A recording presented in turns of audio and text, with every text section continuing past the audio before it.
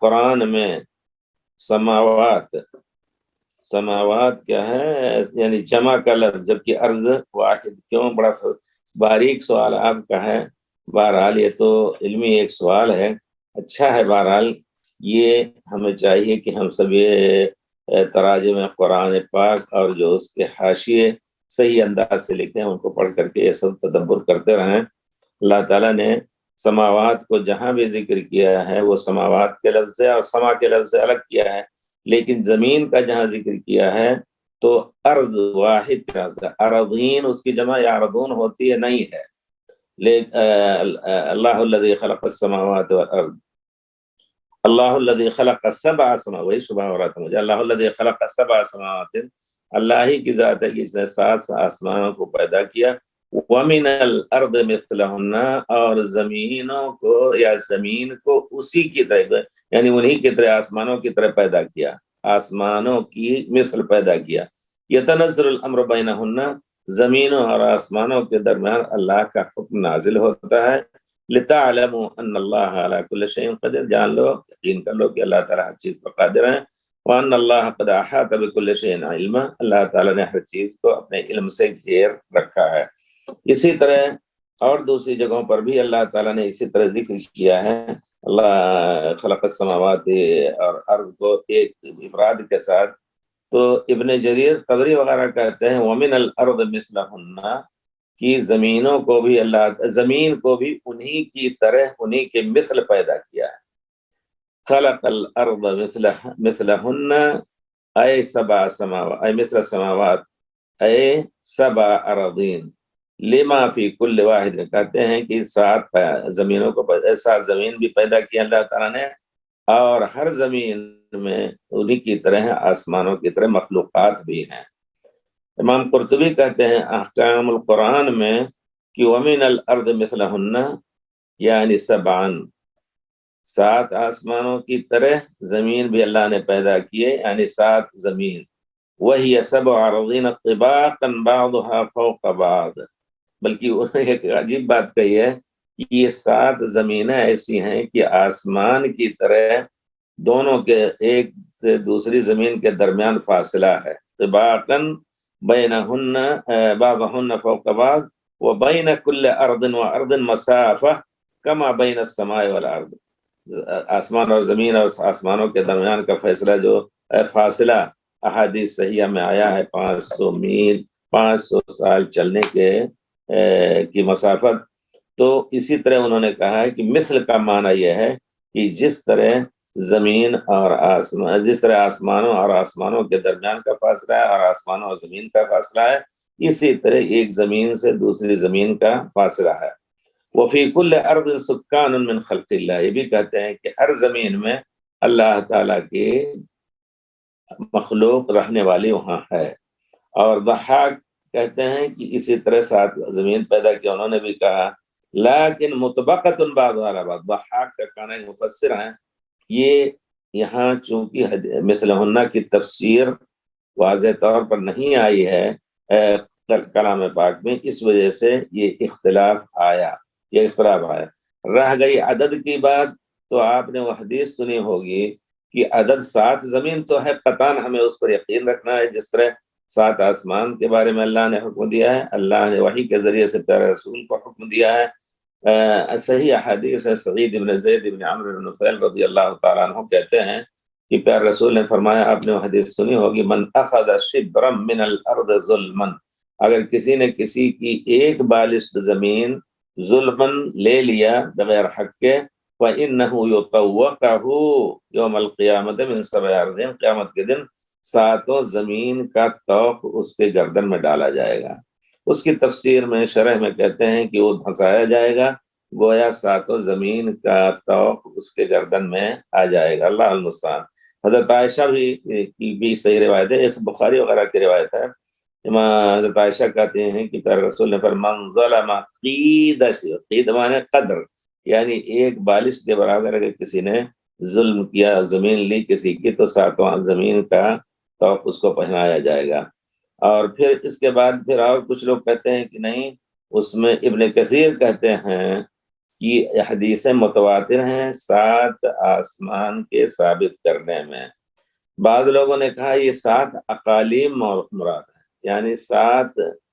اطراف جو زمین میں ہیں، اقلیم ہند ہے، اقلیم کیا اس جو ذکر کرتے ہیں ابھی زمانے میں یورپ، امریکہ اور جو تمام الگ الگ ایک قارہ جس کو کہا جاتا ہے، کچھ لوگوں نے کہا یہ 7 قارے ہیں، اس کو انہوں نے اس کی تردید کی ہے ابن قیم وغیرہ نے۔ تو بہرحال اتنا تو ہے کہ 7 زمین ہیں، 7 زمین کے ہونے پر ہمیں یقین رکھنا ہے، اس میں شبہ کی بات نہیں کوئی ہے کہ یہ تو حدیث سے ثابت ہے۔ اگر ایسا ہے تو یقیناً بہت بڑی گمراہی ہے۔ ہاں وہ لوگ انکار کر سکتے ہیں کہ یہ چیز قرآن سے ثابت ہے، اس کو ہم کہیں گے، لیکن 7 زمین کا ہونا یہ حدیث سے ثابت ہے، خبر واحد ہے۔ یہ لوگ جو منکر حدیث ہیں وہ لوگ اس طرح کی حماقت کی بات کریں تو کریں، لیکن ایک متبع سنت کے لیے جائز نہیں کہ اس میں شبہات تک کریں۔ اب رہ گئی بات تو مثلیت کس طرح کی ہے، یعنی کچھ لوگوں نے ذکر کیا کہ اب اس میں یہاں اجتہاد کی بات کر سکتے ہیں کہ 7 آسمان جس طرح ایک دوسرے سے کے اوپر ہیں اور بیچ میں خلا فاصلہ ہے اور اس میں مخلوقات ہیں، تو یہ اجتہاد بھی اپنی جگہ پر بعض لوگوں نے اس کو صحیح کہا ہے۔ اور اگر یہ کہا جائے کہ نہیں نیچے اوپر ہیں ایک دوسرے کے، اور یہ اس کی ترجیح دی ہے ابن قیم نے بھی شاید اور ابن کثیر نے اور دوسروں نے بھی، کہ ایک طبق در طبق نہیں ہے کہ نیچے اوپر ہوں، ایک دوسرے کے ساتھ ان درمیان ان کے درمیان فتق نہیں لفظ استعمال کیا انہوں نے، یعنی گویا ایک دوسرے سے جڑی ہوئی ہیں۔ اس کی دلیل دیتے ہیں کہ اللہ رب العزت نے فرمایا ہے، یہ حدیث شریف میں ہے کہ 7 زمین کا طوق اس کے گردن میں ڈالا جائے گا، تو اگر 7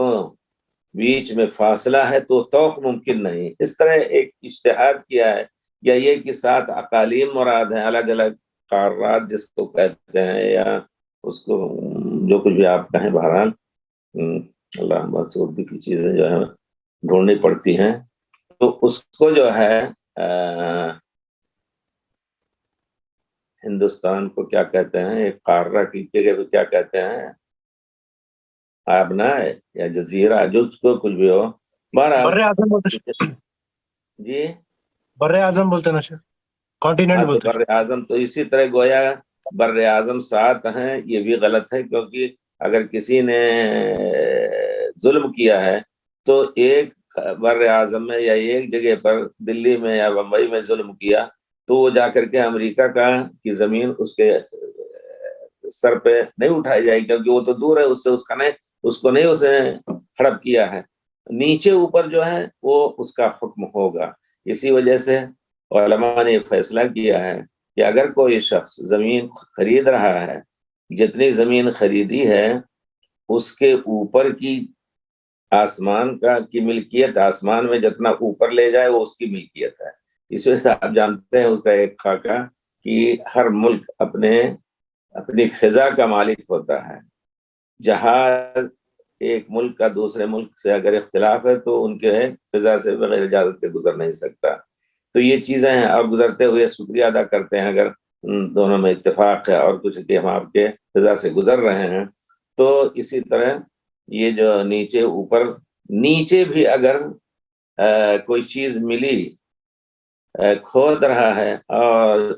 جاہلیت کا کوئی دفینہ ملا، سونا ملا اور کچھ ملا، تو اسی کا حق ہے، اور اس میں سے وہ 5واں حصہ خمس اللہ کی راہ میں دے گا، باقی اس کا ہوگا۔ تو یہ سب فیصلہ اسی وجہ سے کیا گیا کہ زمین ایک دوسرے سے، زمین جو شخص مالک ہوتا ہے زمین کے اوپر کو آسمان کا بھی اس کے مالک ہوتا ہے، اور نیچے زمین کا بھی اس کے اندر جو کچھ ہوتا ہے اس کا مالک ہے۔ بہرحال تو اب رہ گئی بات کہ یہ مثلیت جو ہے 7 تو ہمیں یقین رکھنا ہے، لیکن اب نیچے اوپر ہیں وہ الگ۔